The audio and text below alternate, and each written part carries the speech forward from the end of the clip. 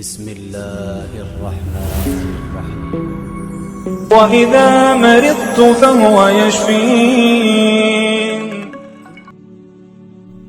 دوستو، کیا آپ کھجلی، خارش اس کے مرض میں مبتلا ہیں اور آپ اپنا علاج چاہتے ہیں اور آپ ڈاکٹر کے پاس گئے، دوائیاں لے لے کر تھک چکے ہیں، لیکن اس کے باوجود آپ کو شفا نہیں مل رہی، تو پھر آپ پریشان نہ ہوں، آپ اس وظیفے کو کریں تو انشاءاللہ اللہ کے فضل و کرم سے اس وظیفے کو کرنے کے بعد آپ کی کھجلی ہوگی یا خارش ہوگی تو اس کا بہترین علاج ہو جائے گا۔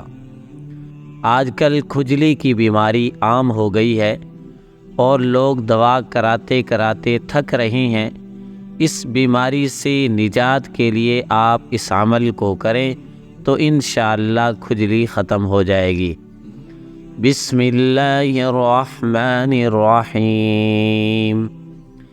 بسم اللہ تربت ارضنا بریقت بعضنا ویشفی سقیمنا باذن ربنا۔ بسم اللہ تربت ارضنا بریقت بعضنا ویشفی سقیمنا باذن ربنا۔ آپ نے اس دعا کو 7 مرتبہ پڑھنا ہے اور 7 مرتبہ پڑھنے کے بعد صاف مٹی پر پھونک مار دے اور تھوڑا سا اپنا لعاب دہن یعنی تھوک اس مٹی پر ڈال دے، پھر سوکھی ہوئی مٹی پیس کر اس جگہ پر لگا دے۔ اس طرح کئی روز لگائے، انشاءاللہ اللہ تبارک و تعالی شفا عطا فرمائیں گے۔